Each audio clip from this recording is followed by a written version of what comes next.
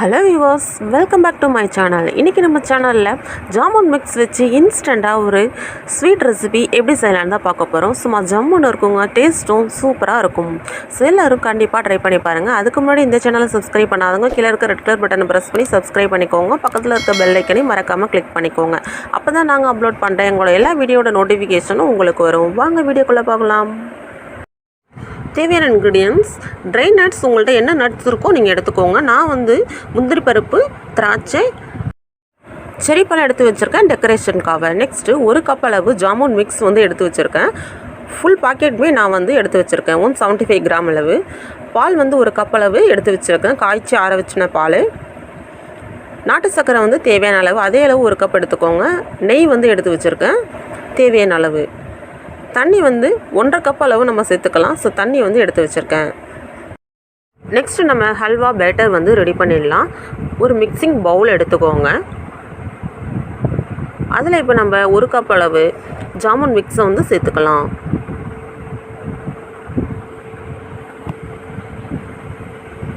Next நாட்டு சர்க்கரை வந்து சேர்த்துக்கோங்க.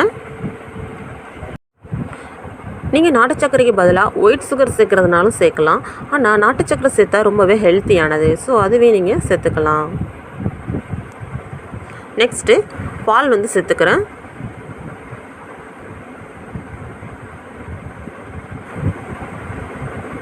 நெக்ஸ்ட்டு வந்து தேவையான அளவு தண்ணி சேர்த்துக்கலாம். இப்போ இது எல்லாத்தையும் நல்லா மிக்ஸ் பண்ணி விட்டுறலாம். கட்டிகள் எதுவும் இல்லாமல் நல்லா மிக்ஸ் பண்ணிக்கோங்க.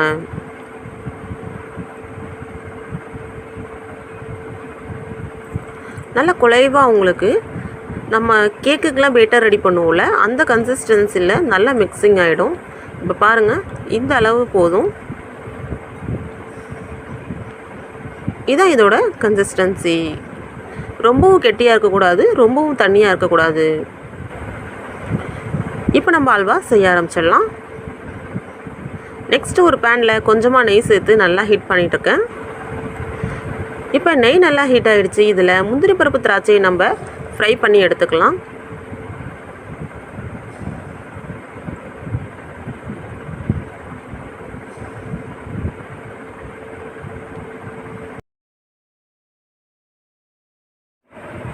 முந்திரி பருப்பு, திராட்சை நல்லா ஃப்ரை ஆகிடுச்சு.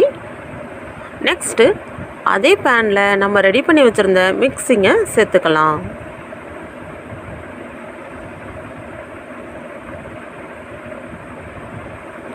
இது மாதிரி கட்டிகள் எதுவும் இல்லாமல் நீங்கள் நல்லா மிக்ஸ் பண்ணிக்கோங்க.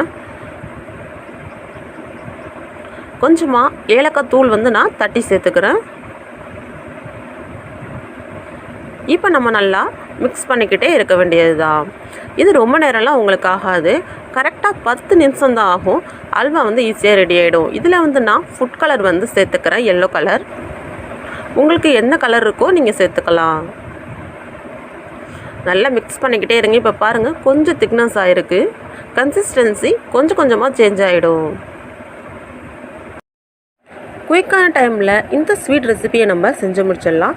வீட்டில் ஒரு கெஸ்ட்டு வந்தாலும் இன்ஸ்டண்ட்டாக நம்ம செஞ்சு கொடுத்துடலாம். இப்போ பாருங்கள், கன்சிஸ்டன்சி நல்லா சேஞ்ச் ஆகிருக்கு.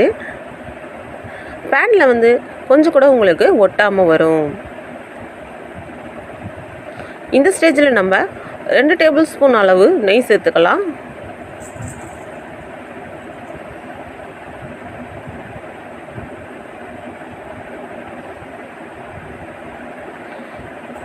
நெய் தேவையான அளவு உங்களுக்கு எவ்வளோ விருப்பமாக இருக்கோ அந்த அளவு சேர்த்துக்கலாம். ஹல்வானாலே நெய்யில் தான் நல்லா மிதக்கும்னு சொல்லுவாங்க. இப்போ நல்லா நம்ம மிக்ஸ் பண்ணி விட்டுறலாம்.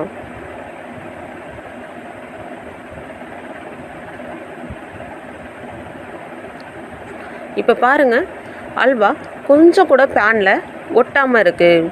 இதுதான் அல்வாவோட கன்சிஸ்டன்சி. நம்ம இப்போ கரண்டியால் இப்படி வச்சு தள்ளணும் அப்படின்னா ஃபுல்லாகவே ரொட்டேட் ஆகுது பாருங்கள். இப்போ ஹல்வா வந்து ரெடி ஆகிடுச்சு.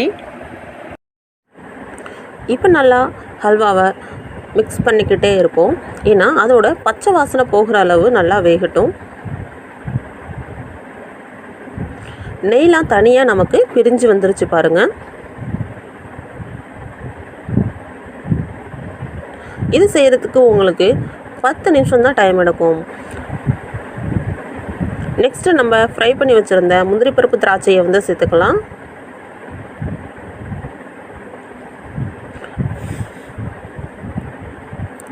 இது நல்லா மிக்ஸ் பண்ணி விட்டுறலாம்.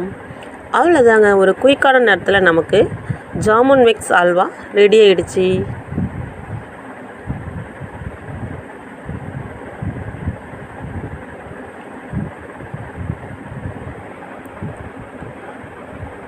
இப்போ நம்ம ஜாமுன் மிக்ஸ் ஹல்வா சர்வ் பண்ணிக்கலாம். உங்கள்கிட்ட என்ன நட்ஸ் இருக்கோ அதை வச்சு நீங்கள் டெக்கரேஷன் பண்ணிக்கலாம். நான் செடி பழம் வச்சு டெக்கரேஷன் பண்ணியிருக்கேன். பார்க்கவே சூப்பராக இருக்குங்க. வாயில் வந்து எச்சி ஊறுது, அந்தளவு நல்லா டேஸ்ட்டாக இருக்குது. இங்கே பாருங்கள் எவ்வளோ ஒரு சாஃப்டாக நல்லா ஸ்வீட்டான ரெசிபிங்க இது. கண்டிப்பாக நீங்களும் இந்த ரெசிபியை ட்ரை பண்ணி பார்த்துட்டு உங்களோட ஃபீட்பேக்ஸ் எனக்கு மறக்காமல் ஷேர் பண்ணுங்கள். இந்த வீடியோ பிடிச்சிருந்துச்சுன்னா உங்கள் ஃப்ரெண்ட்ஸ் அண்ட் ரிலேட்டிவ்ஸ்க்கு நிறைய ஷேர் பண்ணுங்கள். நெக்ஸ்ட் ஒரு சூப்பரான ரெசிபியோட நான் உங்களை மீட் பண்ணுறேன். தேங்க்ஸ் ஃபார் வாட்சிங்.